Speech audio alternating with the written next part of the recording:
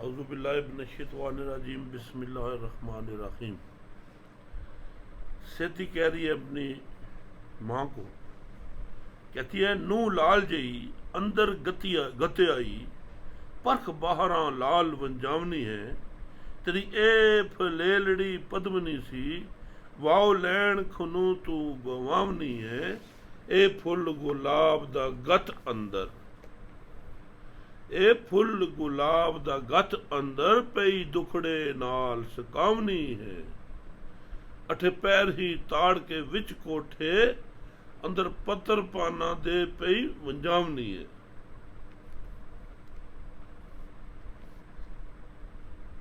अठे पैर ताड़ के विच कोठे, अंदर पत्थर पाना दे पई वंजावनी है।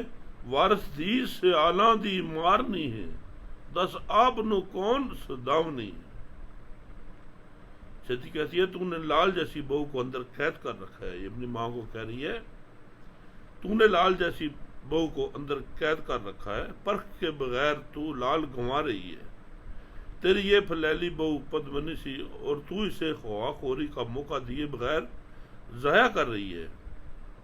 तू इस गुलाब के फूल को दबोच कर दुख के साथ सुखाने पर माइल है। आठों पैर कोठे में कैद करके तू इस पान के पत्ते को ज़ाया कर रही है। वारिस कहता है कि क्या तू सियालों की इस बेटी को मार डालेगी? बता तो सही तू खुद क्या कहलाती है। मां कहती है नुमा होंदियां ख्याल ज्यों पेखने दा, मान मतियां बूए दियां मेहरियां नी। परी मूर्तां सुगड़ चंद्रा नी, एक मोम तबा एक नहरिया नी। ये जो बहुओं के वो साफ बता रही है माँ वारिस शाह की जुबान में। एक इरम दे बाग दियां मोरनिया नी, एक नरम मलूक एक जहरिया नी। अच्छा खान पहनन लाड नाल चलन, देण लैन दे विच लड़ बहरिया नी। बाहर फिरन ज्यों बाहर दियां वाहिना ने, सतर विच बहाइयां शहरियां नी। वारिस शाह है हुसन गुमान सुंदर, अखी नाल गुमान दे घेरियां नी। मां कहती है कि बहुएं पेखने अजहांग चीन के मानद होती हैं। ये मानमती घर की चौधरानियां होती हैं। ये परियों की मूर्तें सलीका शोहार और जादियों की मानद होती हैं।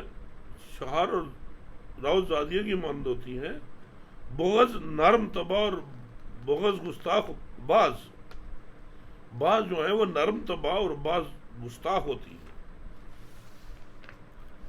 बाज बागरम की मूर्तियों की तरह होती है, बाज नरम खोर, बाज जहरीली उसेली होती है। ये अच्छा खाती पहनती और नखरों के साथ चलती है। लेन देन के सिलसिला में ये कुशादा दस्त होती है।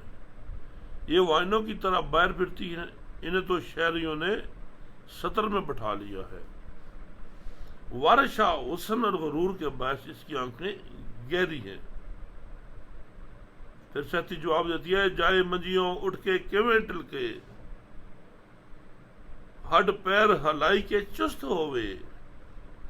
वांग रोगना रात दी रे डठी, किवें हीर बहे तंदरुस्त होवे।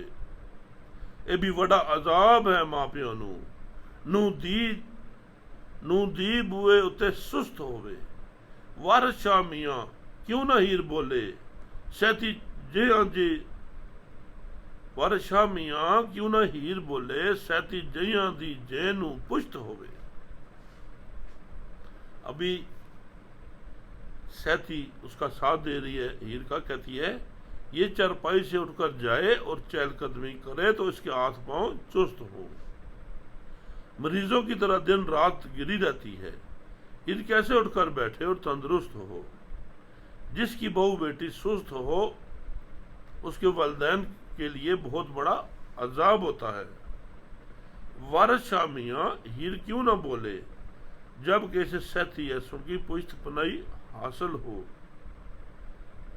अभी हीर बोलती है, कहती है हीर आख्या बैठ के उमर सारी, मैं तो आप अपने नू साड़नी हो।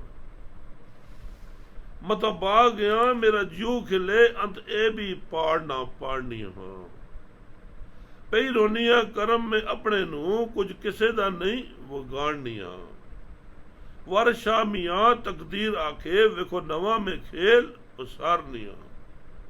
हीर ने कहा जब से मैं यहां आई हूं बैठे बैठे ही अपने आप को जला रही हूं, शायद बाग में जाकर मेरा दिल बहाल हो, आखिर ये तदबीर भी करनी पड़ेगी।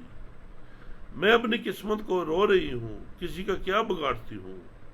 वारिस शाह मियां तकदीर कहती है देखो मैं नया खेल शुरू करने वाली हूं। सैती और सहेलियों की मुशावरत। अभी सैती और सहेलियां आपस में मशवरा करती हैं। क्या करती हैं? अड़ियो आओ खां बैठ के गल गई सद गलियां सब सहेलियां नहीं कई कुआरियां कई विआहियां नहीं चन जे शरीर में थलियां नहीं रजू आन होया सब पास सैती जिवें गुरु अगे सब चेलियां नहीं जिन माओ ते बाप नू बुन खादा मंग चने कुआरियां खेलियां नहीं विच हीर सैती दमे बैठियां नहीं दुआले बैठियां अर्थ महलियां नहीं वारशाह संगार महावता ने जिवें हथनियां किले नू पेलियां नहीं। हीर ने सब सहेलियों को बुलाकर कहा अरे आओ मिल लोग बैठकर कोई मंसूबा बनाए। इनमें से बाज कुंवारी और बाज शादीशुदा थी। वो चांद ऐसे बदनों और पेशानियों वाली थी। वो सैती के पास इस तरह पहुंच गई जैसे गुरु की खिदमत में चेलियां हाजिर हो जाती हैं। ये वो थी जिन्होंने माँ बाप को बेच खाया और यारबाजी करती मूंग चने खेलती रही थी। हीर और सैती दरमियान में बैठ गई और इर्द गिर्द वो शरीक मकासद बैठ गई। वारिस शाह ऐसे लगता था जैसे महावतों ने अथनियों को किला सर करने के लिए सजा रखा है। अभी सेती मंसूबा कर रही है, कहती है वक्त फजर दे उठ सहेलियों नी तुसी अपने आरी आवना जे मां बाप नू खबर ना करो कोई बल्कि बाग नू मां बाप नू खबर ना करो कोई बल्कि बाग नू पास ना लावना जे वोटी हीर नू बाग ले चलना जे जरा ऐस दा जीव पर चावना जे लावण फेरनी विच कपा बहना किसे पुरुष नू नहीं वखावना जे राह जांदियां नू पुछे लोग अड़ियो कोई अफतरा चाह बनावना जे खेड़ वसमियां ते गुथो फुनिया नहीं बल्कि खूह नू रंग लगावना वे दड़ोट लंगोटड़े विच पीली बनावट सब पट वखावना वे बन जोलियां चुनो कपा सबे ते बंडासियां रंग सहावना वे वड़े रंग होसन इको जेड़ियां दे राह जांदियां दे सांग लावना जे चरखे चाब रोटड़े कज उठो किसे पुनी नू हथ ना लावना जे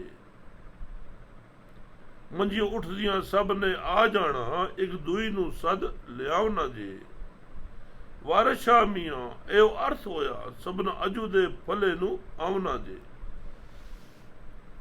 सैती मंसूबा करती है, कहती सहेलियों तुम अलल सुबह उठकर अपने आप ही आ जाना। ये बात माँ बाप को ना बताना कि कल हम बाग का रुख कर रही हैं। दुल्हन हीर को बाग में ले जाना है ताकि इसका जी बहलाया जाए। बहनों हमने कपास के खेत में घूमना है, ये बात किसी आदमी पर जाहिर ना होने पाए। अगर रास्ता चलते कोई पूछे तो कोई झूठी कहानी गढ़ लेना। हम समी और पई नामी नाच नाचेंगी और कुएं पर जिंदगी में रंग भर देंगी। खामोशी से लंगोटे कसकर खेत में दाखिल होना है। यूं के मंडेरे और पगडंडियां सब खोद डाली जाएंगी। सिरों पर मंडासे बांधकर कपास चुनकर जोलियों में डालती जाएंगी। हम सुनों की खूब लुत्फअंदोजी होगी। जब राहगीरों के स्वांग रचाएंगी चरखे उठाकर पूनियों को टोकरियां ढांप कर आना और पूनी को हाथ तक न लगाना। वारिस शामियां सब ने वादा कर लिया कि सब अजू के फले की तरफ आ जाएंगी। आगे सेती की मसरत लिखते हैं, कहते मतिया विच गुजारी है रात सारी, तारे गिनदियां सब अदमादियां नी।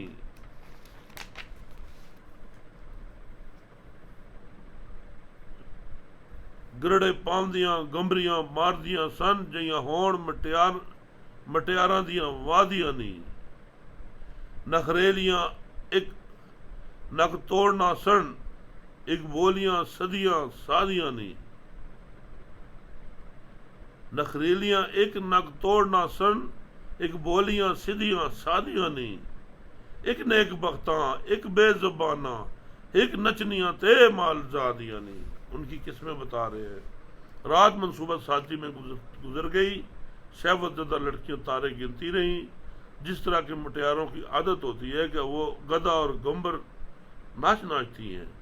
इनमें से बाज नखरीली, बाज नाक चढ़ाने वाली थी और बाज बोलियां और सीधी सादी थी। बाज नेकबख्त थी और बाज के मुंह में जुबान नहीं थी। बाज कचनियां और मालजादियां थी। ये उनकी सारी किस्में पीर वारिस शाह बता रहे हैं। आज का सबक यहाँ ख़त्म करते हैं। कल आपके साथ होंगे बशर्ते ज़िंदगी।